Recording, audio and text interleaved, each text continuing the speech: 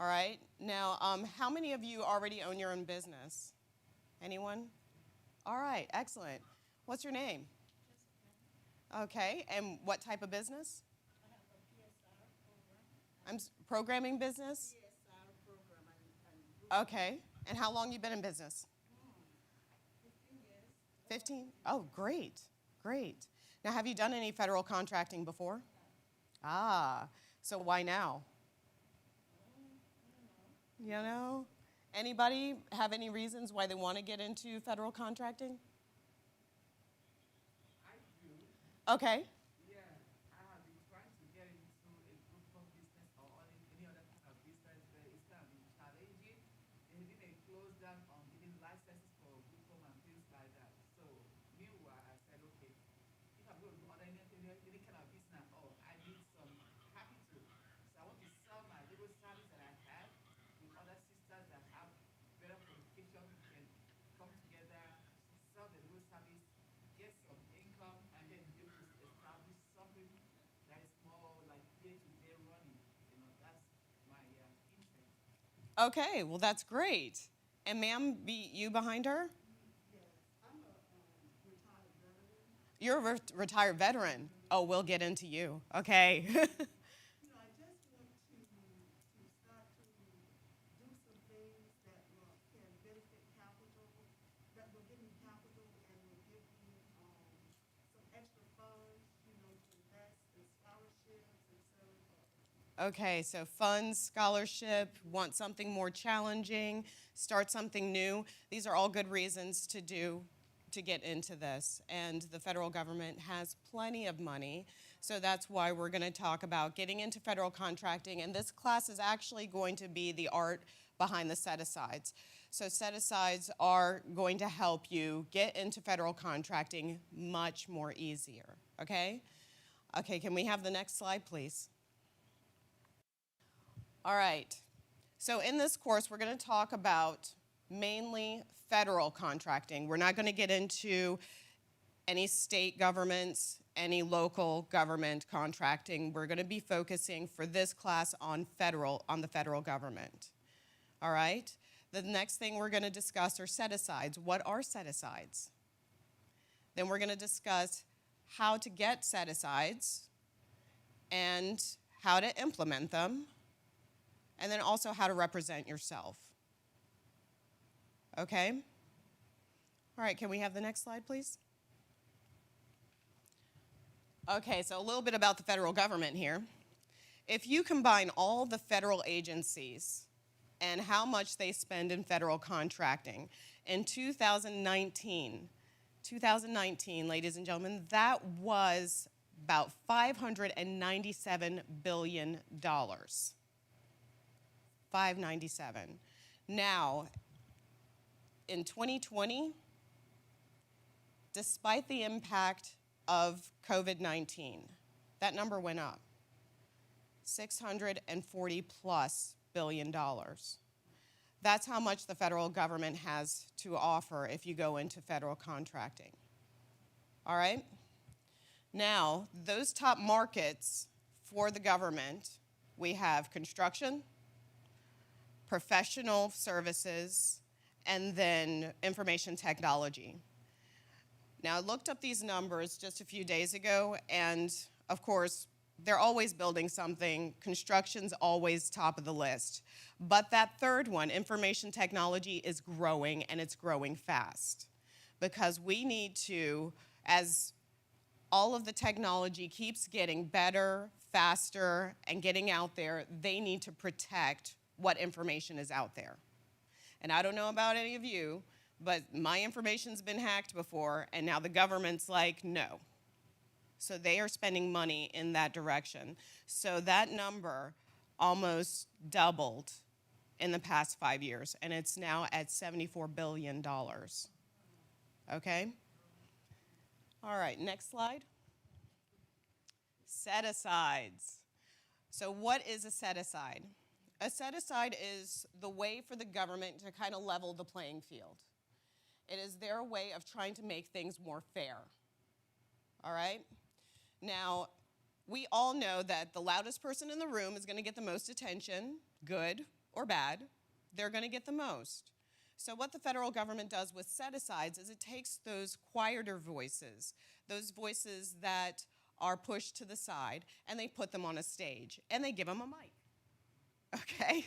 So with that mic, you can get your voice out there, you can get your presentations out there to the government. Now, there are 4 different areas that we're going to discuss today. The first one is the 8A. The second is HubZone. The third is the WOSB and the EWOSB. And then the fourth is the VSOB and the SDVSOB. And why am I speaking in acronyms? Because the government speaks in acronyms. I'm not going to let you leave here without knowing what any of this means, but if it walks like a duck and talks like a duck, it is a duck. So, as you go out there presenting yourselves, you're going to go looking like you do, in your nice little suit, presenting yourself. So you're going to look like a duck. Now let's talk like a duck. And the government likes to talk in acronyms. All right? So we'll go through each and every one of these groups, and I'll tell you what they are and how to get involved with them. All right? Next slide, please. The 8A. All right, the 8A is a business development group, okay? This certification is, I think, the best way to get into contracting for several reasons. One is that when you sign up for an 8A, you get extra help. Immediately, SBA gives you a business operations officer to help you fill out the paperwork, find your way into government contracting, and then they set you up with a mentor-protege group, okay? And what that is they take your small business, set it up with a larger business that has been successful with government contracting, and they let that organization help you through the process. Now, the mentor wants you to succeed. Why? Because if you succeed, they succeed. Okay? They don't want to look bad, because at the end of the day, when the government has all of their deliverables and all of their services, they are going to rate you, and they're going to rate the mentor. And as you get ratings, you are building your federal government resume. Okay? Now, there are a few requirements for the 8A. Number 1 is that you have to be economically or socially disadvantaged in one way or another. Number 2, your personal net worth cannot be more than $750,000. Then your adjusted income cannot be above $350,000, and your total assets cannot be more than $6 million. Okay? So, now that you have the requirements, you know what you receive, this is why I think that the 8A is the best way to move forward. Not only that, but 5%, and I know that doesn't sound like a lot when you take it out of context, 5% of the federal contracts go to 8A. Now, what's 5% of $640 billion? Anybody? I did the math for you. All right. Okay, that's like $32 billion. That's a lot of money. That's not something to sniff at. So when I start telling you all these percentages, it sounds small, but remember, we're talking billion, not million, not thousand, billion. So if you can get involved and get some of that money, imagine how you can roll that over until your next contracts, build your company, and move forward. And I really do believe that this is the best way to do it. Now, once you get your company up and rolling, You can go to the SBA website that I have here, and I believe I'm going to give Tunde this presentation. He can email it out to people so that they also have the link below. Okay? Next slide, please. Okay, the next one we're going to talk about is the hub zone. Hub zone is a historically underutilized group, okay? So now a hub zone, to get to the requirements for this group here is that you have to live in a hub zone. 35% of your organization has to live in a hub zone, or your company has to be in a hub zone. Now, to find out, you also have to go to SBA's website. Again, I have it written up there. You have to go to SBA's website. You have to look at the map and find where you are on the map. If you are in a hub zone, go ahead and apply for a hub zone. Go ahead and do it. Why? Well, because more avenues you have to get federal contracting, the better for you. And if you are an 8A, guess what? Go ahead and get your hub zone. Why? Because, you know, the contract might say, the bid might say 8A, and you go for that. But then another bid might come out and say hub zone. Guess what? You're a hub zone. You can go for that too. All right? So the more set-asides that you can link yourself to, the better for you. And we'll go into more discussion about that later. Yes, ma'am. So the hub zone, how do you know where you belong in the hub zone? I mean, how do you know where, how do I know? How do you know if you're in a hub zone? So you want to go to SBA's website, and they update the map periodically. And as they update the map, they show you where the hub zones are. So you can put in your address, and it will show you what hub zone you may be in. Okay, you.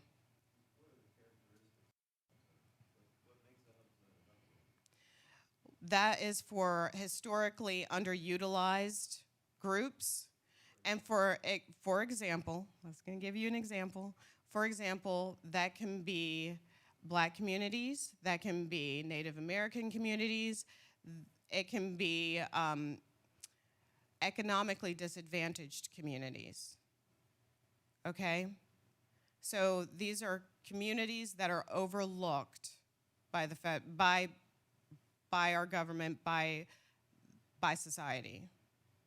All right?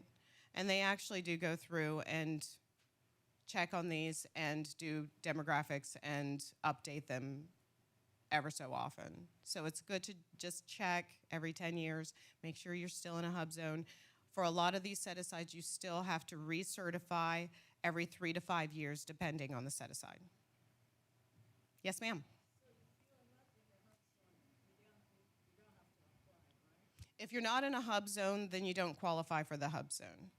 But there are two ways that you qualify. One, your office is in a hub zone, or two, you have employees that live in a hub zone. Okay, so it's several ways that you can apply for that. Also, you could be in several hub zones. Like, let's say 35% of your employees live in one hub zone, but your business is in another hub zone. Go ahead and apply for both. Why not? Let's say your company is in North Carolina, but most of your employees live in Virginia. Apply for both. All right? Any other questions? One more thing about the hub zone is that you get a 10% price evaluation with a hub zone on open market. So if a bid goes out and it's open market, it's open to anybody who wants to bid it in your hub zone, you have a 10% room in there. If you're 5% higher than an open contract, you'll get the contract over the other company because you're in a historically underutilized area. Okay? Yes, ma'am.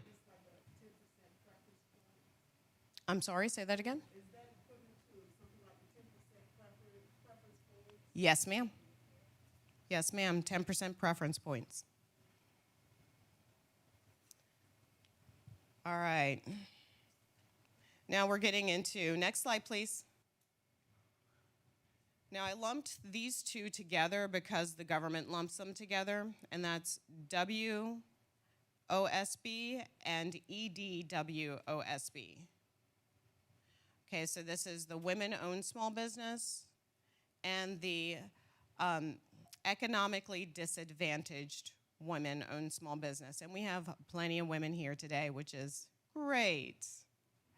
So I have to say up front that the government did change some things with this group last year.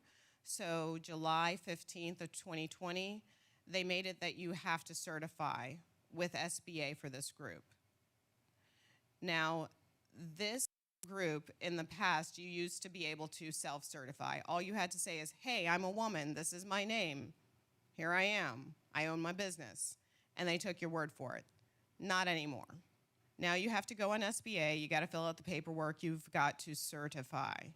Is this good or bad? I think this is excellent because now you cannot be a figurehead for your business. You can't have some man back here doing all the work and you just come out and look pretty for a minute and then you step back and you say it's a woman-owned small business. And that did happen on occasion. Now you have to be a woman-owned small business. So to be qualified for this division, A, you gotta be a woman. B, you have to be 51% owner of your company. C, you have to be involved in the daily operations of your company. And D, you have to be making the long-term decisions for your company. Okay? So you can't just pull out some dude, say, hey, make the decisions for me, I'm gonna go get a cappuccino. No, this is your business. You have to be behind the rudder, you gotta make that boat go. All right? So now with the woman-owned small business, those are the main requirements. But with this group, you get first dibs if you're an economically disadvantaged woman-owned small business. That being said, every one of you in here, if you're going for this, you should be going for the EDWOSB. All right? That being said, I say this because when I was working in federal contracting, they would choose the economically disadvantaged over the woman-owned small business. Why is that? Can anybody tell me why?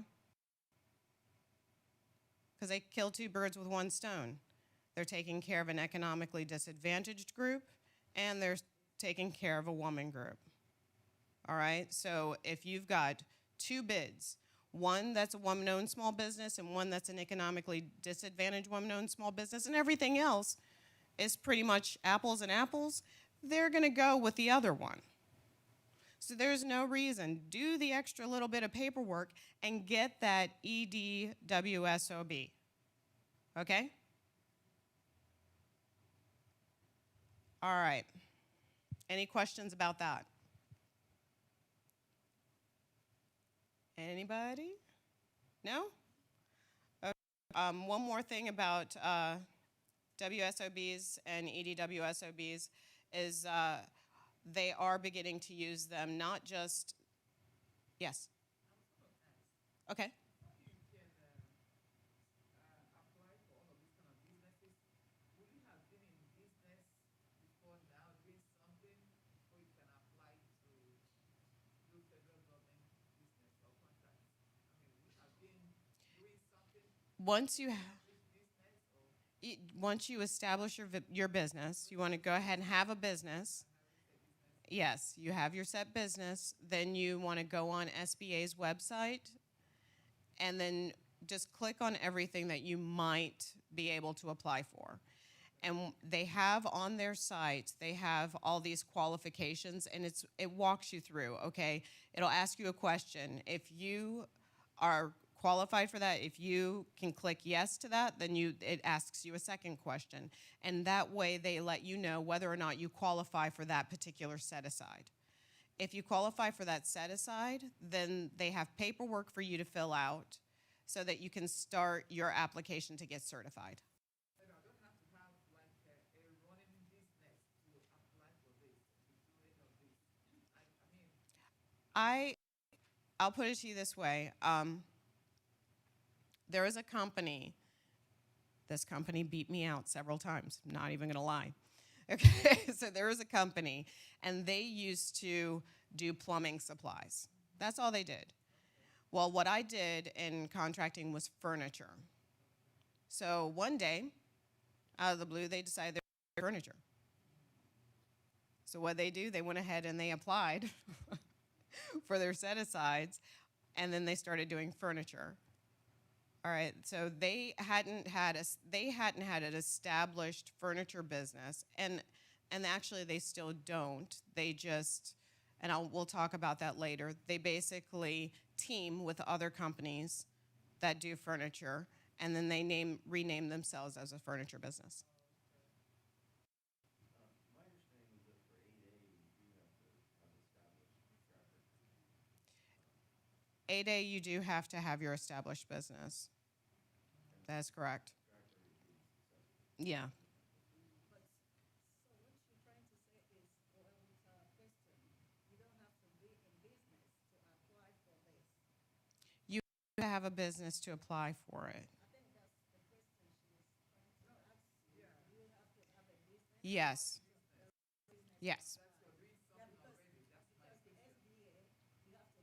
you have to have a business. You have to have a business. No, you can't just say, I want to start a business. This is once your business is already started. And also running for a while. Yeah, and for 8A, running for a while. February of last year? If you have a business since February last year, you can apply for Yes. to be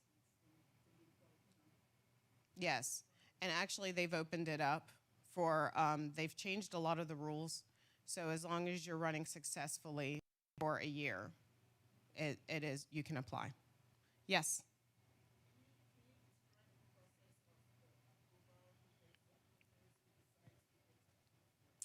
I'm sorry, say that again?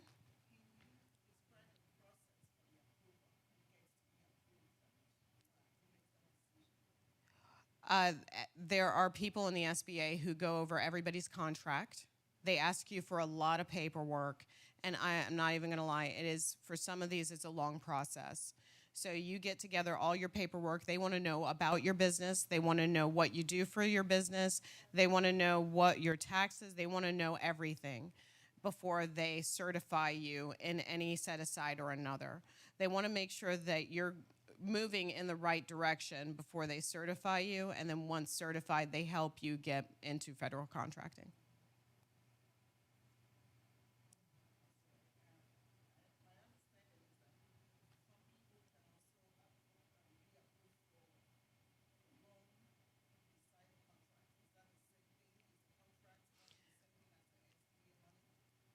So those are separate things. So today what we're talking about is just setting up a set aside. Now the loan part of it is completely separate. So when you set up for a loan, what you do is you go to a different area of SBA. You tell them, that's when you're kind of starting up your business and trying to get it up and running. So for what we're talking about today, you already have an established business and you're up and moving. But that being said, while I was putting together things for this, I was also looking at what the government's putting out there for loans for underutilized areas, as well as economically and socially disadvantaged companies, and that number's going up with the new administration. So I would definitely go on SBA's website, and for those loans, go ahead, start filling out the application. And as you fill out the application, you'll know more of what you're getting into. But before even doing that, we're in North Carolina, I would go ahead and contact the Nussbaum group and talk to them about how you're going to start up your company, what you want to do, and they will help you find your target group. Okay? The Nussbaum. There, I will go ahead and put it up for you after the show. But it's so basically this group helps out small businesses. They help you come up with a plan to start your small business. Okay? They will help you figure out who your target is. They will help streamline your ideas so that you're not running off in several different directions. So once you have your business plan and you start your business and you're up and running, then you can go ahead and go on SBA's website and see what you can apply for. These are good questions. Anybody else? So will they give you money to start a new business if you are already in business? That I don't know, because I know that they have not. I was trying to find the guidelines for the new money coming out, and I know that there's going to be money for already established businesses that are woman-owned or minority-owned. Okay, so I would definitely look into that once they have their entire package out, but from what I see, it's going to be good this year. And honestly, with the government, or with anything in life, ask. I mean, what's the worst they can say? No. But what's the best they can say? Here's some money. Okay? So just on the off chance that they say yes, just go ahead and apply. I mean, because having it's better than not. Right? But this government loan, Mm-hmm. payable, or is it like PPP? I mean, because Is the government loan... is it payable? You have to pay it back? Because some of them, like If it's a grant, some of the grants you don't have to pay back, but the loans, yeah. But the rates are really low. The rates are really low right now. So if you're going to get a loan, get it now.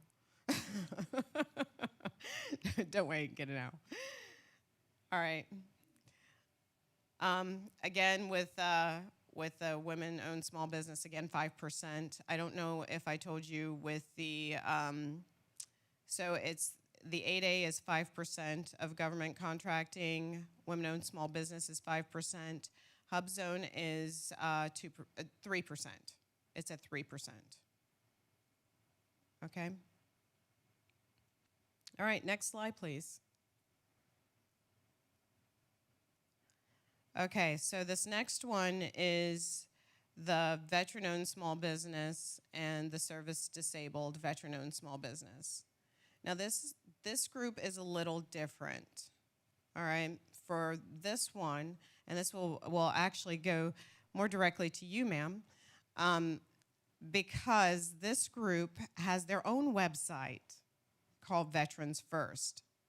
So when you're applying for a set-aside for veteran-owned small business or a service-disabled veteran-owned small business, you're not going to go to SBA first. You're going to go to Veterans First because they have more help for you, okay? They actually have a team that walks you through step by step of the process of getting certified as one or the other. Also, with this group, they have an entire division to themselves. So the Veterans Administration, most of the set-asides they dole out are for veteran-owned small business and service-disabled veteran-owned small businesses. All right, so you pretty much know your target there. Now you can expand outside your target and get other divisions, other agencies, but the VA is the main target for this group.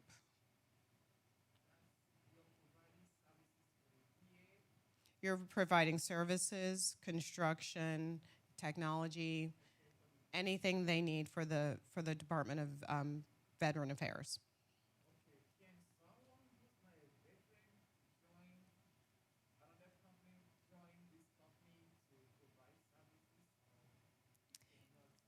We'll get into that. That's the fun part. That is the fun. She's jumping ahead. Can I get some of that money? Yes. The answer is yes. And I'm going to tell you how.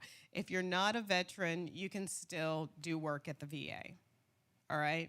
But I'll tell you how to do it. Now, the company that I worked for was a service-disabled veteran-owned small business. So when I got there, a lot of the work I did was for the VA.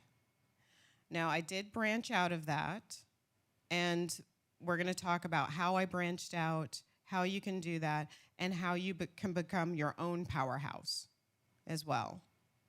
Okay, now with a service-disabled veteran-owned small business, that means if you were disabled while in service, you can get that one. So this isn't like an economically disadvantaged woman-owned small business. This one you have to have been injured while you were in service to get those extra 2 letters before the main acronym. All right? And that's where Veterans First comes in. They help you determine whether or not that's the case, and then if that's the case, how to prove it and how to get that certification. All right? And it doesn't mean that you have to have lost your leg. I know an SDVOSB that, had hearing loss. So anything that could have happened while you were in service, you can get an SDVOSB. And again, just like a ED, WOS, those extra acronyms, those extra letters in that acronym matter, because if you've got a bid and someone else has a bid in, guess what? They're going to choose that one over yours if you're just a VSOB. Yes, sir. When the government, VOSB. yeah, Right. we'll say the VA, that you're talking about. Yeah. So is it that everybody's bidding, but they prefer to get these businesses, or that they actually decide we're only going to let these businesses propose on this one? It can happen both ways. So if the VA puts out an open bid, that means anybody can bid it. Anybody. But the government likes to check boxes. Why? Because they have 3% of this, 2% of that, 3% of this that they have to meet at the end of the fiscal year. Okay? So if it's an open bid, they can choose from anyone. But if they're not meeting their quota on something, then they can choose from the set-asides. Now, if they put out a bid and it's for a veteran-owned small business, or it's for a service-disabled veteran-owned small business, if it's for a veteran-owned small business, guess what? The SDVOSB can still bid it. But if it's SDVOSB, the veteran-owned small business, well, they can't bid that, because it's strictly for service-disabled veteran-owned small business. Okay, so that was a good question. If it's an open bid, anybody can bid it.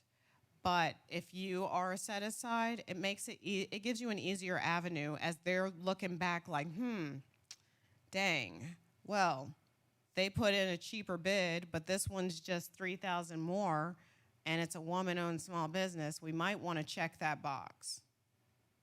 Okay, depending on where they are in meeting their quotas. All right? And with service-disabled, with veteran-owned small business and service-disabled veteran-owned small business, that's again 3% of that $640 billion. Okay? 3%. So, can we get the next slide, please? All right. This is what I call the magical unicorn. This is a person, I'll give you her name. Her name is Gail Locklear. This is a person who has all these set-asides. She has all of these. Now, I was going to tell you how the company I worked for was SDVOSB. I wanted to work for the Department of Defense. But the bid that I had to put in wasn't just, it was an open market, but they preferred it to be a woman-owned small business. So I'm not a woman-owned small business, but I knew an interior designer who was. Not only was she a woman-owned small business, but she was economically disadvantaged because Gail is Native American.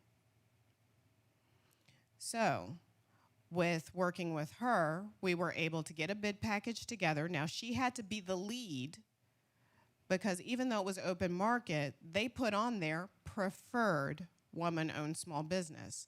She had to be the lead. So she had to be 51% of the contract. But when you're looking at winning a contract that's $33 million, I don't care. I'd rather have half of that, wouldn't you? Okay. So she had to put in the bid package. I helped her with the package, but she had to put in the bid package to the government. And then to help her out, she couldn't make it to the site to do the walkthrough. I did the walkthrough. So when you were asking, can you bid on something with the VA? If it's open market, yeah, go ahead and bid on it. And if it's not open market, this is where teaming comes in. You can make friends and team with your friends. So another example is that I was services. So I didn't make furniture. I was there to install and oversee the process of bringing furniture in. So when I teamed with people, it was with furniture companies that had some of these set-asides. So for example, we were service-disabled, veteran-owned small business. Then I would team with a company like Trendway, which was veteran-owned small business. Then I had my installers who were economically disadvantaged, woman-owned small business. And so what we were doing is we were building, even though we weren't a Gale Locklear unicorn, we were building our unicorn so that when our bid package went in, they could check all the boxes. Okay? And we won that contract, by the way. So that's how that works. Even if you can't meet all of these set-asides, you can cobble together a community that can help you win bids. I'll let that sink in for a minute. Any questions on that? Questions? This is my favorite part, by the way, because if you go to some of the SAMI gatherings or you go to some of the federal contracting gatherings where you can walk around and meet with other companies, you can talk to the contracting officers. This is where you make those connections that help you build your empire. Yes, ma'am. Oh, he's coming with a microphone for you. Thank you. I know originally, like contracts, you have to supply things. I know that's my own understanding. When you win the contract, are you supposed to like supply something to the federal government, or are you just going to keep the money to run your own business? No, for federal contracting, it's okay. So what I'm talking about is they have a bid out, and these bids come out on websites like BetaSam and eBuy. So they put out bids all the time saying, hey, we need this built, we need this service, we need eyeglasses, whatever it is. And then if you can provide that service, or if you can provide that commodity, then you can apply to get that contract.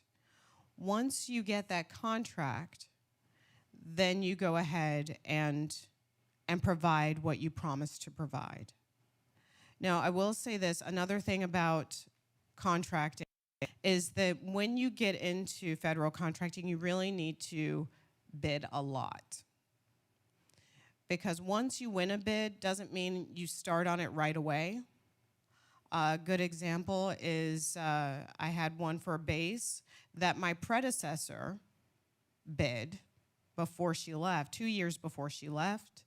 And we won the bid before she left, but we did not implement that contract until 2 years after she left. So sometimes there's a long lead time. They will say, hey, we need this, but guess what? Building's under construction, things happen. Maybe they had to stop for one reason or another because they hit a problem and they needed to get more funding for the project. If that happens, then guess what? That puts you back. So that happened with this project. They were building, something happened that they weren't expecting.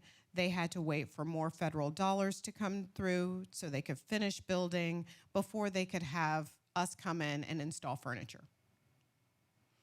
So depending on where you are and what you're doing, those contracts can have a really long lead time.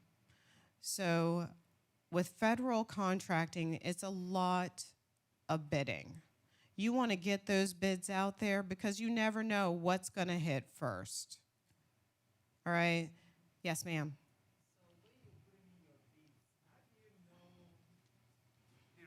know the reasonable price, or how do you price your services to know? I mean, I don't know. How do you calculate, okay, if I'm going to provide this service, it's going to cost me this, or it's going to, I don't know. How do you bid that? So And, there's sorry, ma'am. The second thing is that if you now put in your bid, would they provide the funding for you to provide the service, and how soon does that come to you? Do you understand? you're asking when do you get the money to provide the That's the services? second part. The first part is how do you, what's the cost? How do you determine how much it costs for you to put in Provide, for your yes. provide for your? Yes. Okay, that comes from. I'll give you an example. So for me, it was okay. This is what they need. They need this office furniture. They need it to be a specific size. They need it to have a specific fabric. They also need it to be resistant to sound. So then I go through, and I always want to put my best foot forward. So I would give them the best furniture price I could get. So if I know that they're looking for specific things and I know that I can get those things, I'm not going to give them the Cadillac. I'll show them the Pinto. And if they don't like the Pinto, then I'm like, okay, well, let's kind of upgrade you to the Camry. And if they like the Camry, we settle. But some of these agencies, I'm not going to say who, some of them want not the Cadillac, they want the Bentley. Okay? And you'll get a feel for that when you start looking through the bids. You'll be able to tell what kinds of things they want. So for me, it was, okay, do they want the cheaper furniture, the Inscape, or do they want the Herman Miller? And you gotta, when you're reading through the bid package, just by little things they say, you can determine what their price point is. And then from that, you just put your best bid that you can put forward.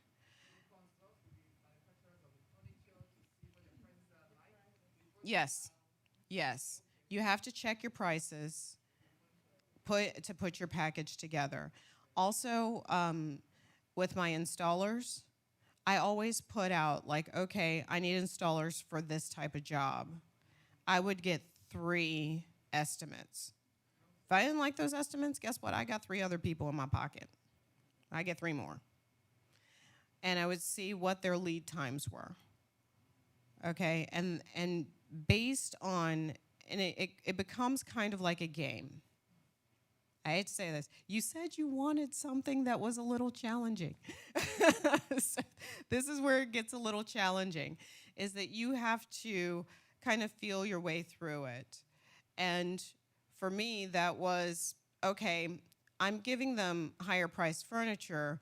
I know these guys are really good, but they're going to give me the best price. They're going to give me the best price because they know that I'm going to use them for Simply Southern later. So they'll give me the best price, a lesser amount on the install. I'll get this higher end furniture, put it all together with my project management, and I put that in for my bid. You win some, you lose some. Yes and no. That is at the discretion of the contracting officer and the agency. So with, and we didn't talk about IDIQs because that's when you get really up there. But with some contracts that are bigger and it's like a huge bid, they will give you the price points for the top contenders, but they don't have to.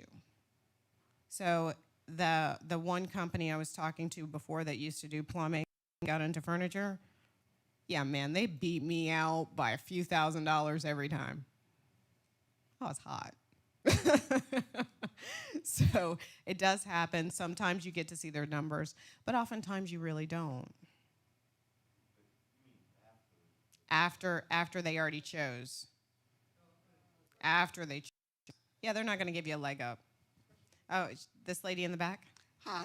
Yes, could you talk a little bit about contracting for services versus commodities within the federal system? Yes. So that works kind of the same way, except that you're putting your monies on what you're doing. Okay, now they do have people to help you with that, and also when you sign up for your set aside, there is a page that you can go to that gives you an estimate of what they're looking for services. So they'll give you how much they expect you to charge per hour per area. So, for example, I could charge more for project management in California than I can charge in North Carolina. So you can use that as kind of a guideline for services. Any other questions? So for a beginner, for a starter that is just trying to get into or get our feet wet, if you don't have any kind of business that is up and running, and you want to get into government contracting, what's your suggestion? How do we start? You start with your business. You have to start your business. Okay. Because if you try to win a contract without having a business, then there's nothing for them to go off of. They can't see that you already have something. Okay. So if they can't see that you have a business, then they're not going to risk choosing your bid. So will it be comfortable if I attach myself to someone that's already doing something and walk through that way? If you can find somebody willing, but then you would be rolled up under them. You would be rolled up under their company. So you would look more like an employee than your own business. So that will not count for me eventually if I walk under someone? No, not really. Like for instance, I worked for a service disabled. I'm not service disabled. I can't roll out and be like, hey, I'm over here. I worked for a service disabled. They're going to look at me. They're going to look at Christina Mensah-Wilson. What does she have to offer? And I can't pull off of my last company saying, well, I've done it like this.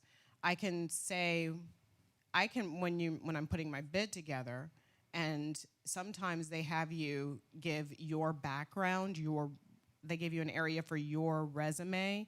You can put that in your resume. Yes, sir. So what if she has a business, but she's fairly new? Let's say you've been working. Do you have a business? I really started business. I haven't done business with it yet.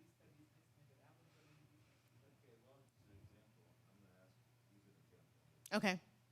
Let's say that she sells sewing machines. Or, Okay. no, let's make it a service. Let's say she Counseling business, or counseling, like they have a, or doing physical therapy, or doing doing physical nursing, or therapy. Okay, so she does physical therapy, but she's only been doing it for. She just got her degree, and she's only been doing it for 3, 4 months. Um, can she team with another company that has more experience and use her set aside with that company to give both companies an advantage? Because that Yes. company doesn't have, let's say that company, the teaming partner, The teaming partner doesn't have that service. doesn't have, no, they have a service. Let's say she has physical therapy and they Okay. have physical therapy, Okay. but she's just starting up, but she has, um, she's a minority, she's an EBWOSB. Okay. Okay, they're not. They're just they're white company. Okay, male white company, and can they work together to Yes. contract? Yes. Yes, you can do that. Ca- She would be the lead. She would be the lead on that. She would be the lead, but she can use their experience. That's what he's getting at. And it would be an advantage to. I guess I can. Yes. And they can lift you up. But at the same time, she's lifting them up Yep. because they couldn't get that contract Without them, without you. without her. Yes. Thank you. Is there any percentage for this women set aside that is set aside for the Africans or for the immigrants? I mean, for the immigrants particularly.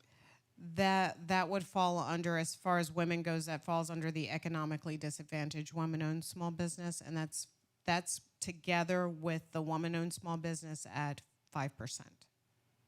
So 5% of federal dollars would go to that, which is this past year about $32 billion. It's not specifically for immigrants, right?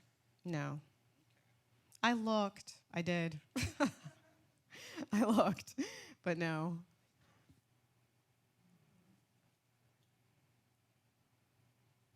Yes, ma'am. When you're talking about the teaming businesses, like how do you know, like what seminar to go to, like to meet people that you could team up with? Okay, so I would say go to lots. I hate to say that. Some of them cost money. A lot of them are free through SBA. Okay, so I tried to hit as many of the free as I could, and also the classes. So when you go there, you just have to be proactive to meet people. And they always have something happening, like SAMI, SBA, they always have something happening every month. And you just go and you just be proactive in meeting people. You can join groups that also help you meet other people. You can also, on SAMI, you can see who else in your area has designations that you're looking for and contact them and see if it's a good fit. I drove to Maryland one time to meet a woman-owned small business because she had what I needed. So How do you find these events? when you sign up on SBA, when you sign up on SAMI, you get emails from a lot of these places. Also, when you start getting in and joining groups, you'll get emails for those groups as well. all these groups are under SAM, Yes, the small business. yes. Okay. So you can go to those websites, and we do actually have another slide here. If Howler, because we didn't talk about representing yourself. Okay, so when you go to represent yourself, SAM is the big one. You want to register for SAM, okay? When you register on SAMI, you will be telling the government, hey, I'm here. That's number one. But you're also telling other companies, hi, I'm here. This is where you can go and look up other companies. So, like I said, for example, I drove to Maryland and had dinner with a lady. This wasn't during COVID, by the way. I drove up to Maryland, met a lady for dinner because she was a woman-owned small business. She was a woman-owned small business in the right area. So I didn't have to be in DC to oversee a job. If I used her, guess what? She can oversee the job. I can just ship the furniture up and then stay here in North Carolina. I don't have to pay for hotel rooms. This is where it gets fun, because then you're trying to find out where can you cut corners. If she's there, I don't have to go there and pay those huge prices for hotel rooms, for a rental car, for food. She's right there. She can eat at home. So that's where it gets kind of fun when you're teaming up with people. That can help you put in a lower bid. Yeah. Okay. So that you're more likely to win the contract. Okay, so, and I met her through Sam. All right, I was just chilling, looking at some bids. Like, okay, who do I know in the district? I didn't know anybody. Met her. Name's Molly. Shout out to Molly if she's out there. So it's a really great way to meet people. And some of these people, even though I'm not doing federal contracting anymore, some of these people I'm still friends with. And sometimes I had one of them call me yesterday looking for an installer. Hey, guess what? I was able to give her some names. It's a good way to meet people, good way to expand your base, good way to win bids. And I have met some people. You will meet these people. You will meet these people. The people who don't want to team. Or if they want to team, even though you're on top, they want to be the boss. All right, you will meet these people, especially if you're women, and you got to put your foot down. I'm going to tell you right now. There's no reason for that. If you find people like that, I'm going to tell you right up front, don't work with them. Don't work with them. Did it one time. It's a huge headache all the way through.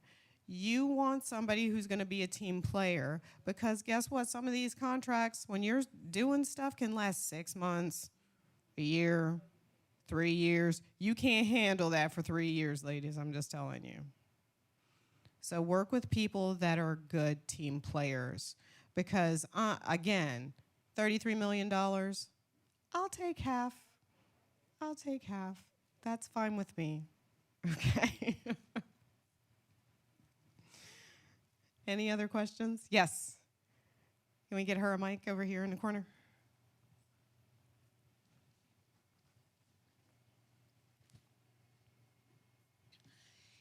Can you create a need where there's none? I mean, if there's no bid for something that you would like to do, is there any way you can be able to create that need and take care of that?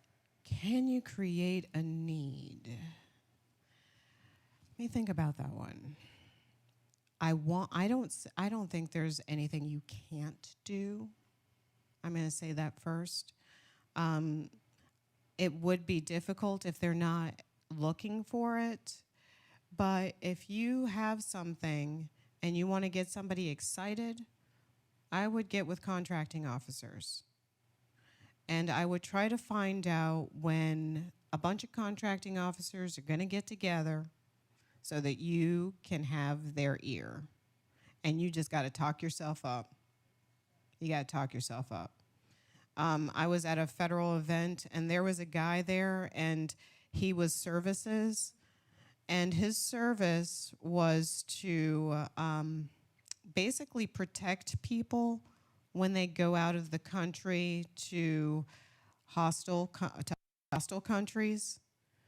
So he was kind of like a secret bodyguard. Now, I don't know who he was servicing. I really don't. But he had a table up, and girl, he was selling it. Like, I was like, you want to be my bodyguard? Like, for real. So I don't, again, I don't know who he's providing his services for, but he was there, he was working it. And like I say, he was a bodyguard for the most part. He basically followed people around. He saw people while they were on vacation. And then if they got kidnapped, he got them out. That was his job. I don't want that job. I don't want that job. Any other questions? Sir? He was not Liam Neeson. He was not Liam Neeson. He was shorter. He was good looking. I wouldn't mind him following me, but he was not Liam Neeson. Any other questions? No? All right, next slide. Well, then, thank you very much. If you have any other questions, please come see me afterwards. I'll give you my information. I do have all of this in the PowerPoint and also in PDF that we can email to any and all of you. Just let me know. All right? Thank you.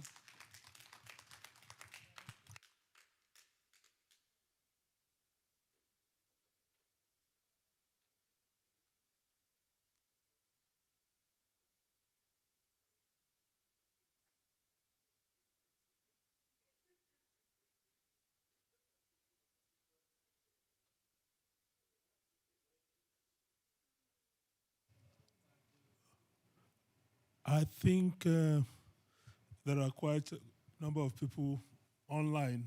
I don't know whether anybody has a question. You can go to the chat room and put in your question so that this time it can be answered for you. Do you have any question from the chat room? No, okay, well. I guess that being said, I want to thank everyone for coming. I hope the information has been useful. And Christina can be reached. Oh. What is the, Yes, it's recorded. Yes, you can. They will send a link. They will send a link to everybody. we have a question. Okay, what is the question? Paul K said, what is the presentation? What is her name? Oh, the presenter's name is Christina Mensa Wilson. That is no question. That is inquiry. I think they must have joined later because she did mention her name at the beginning of presentation. But her name is Christina Mensa Wilson.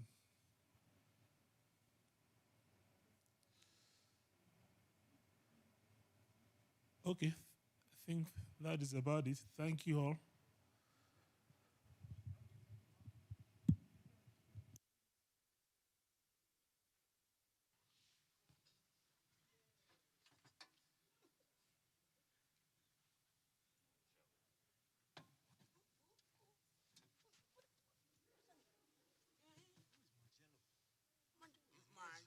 Who is Majilu?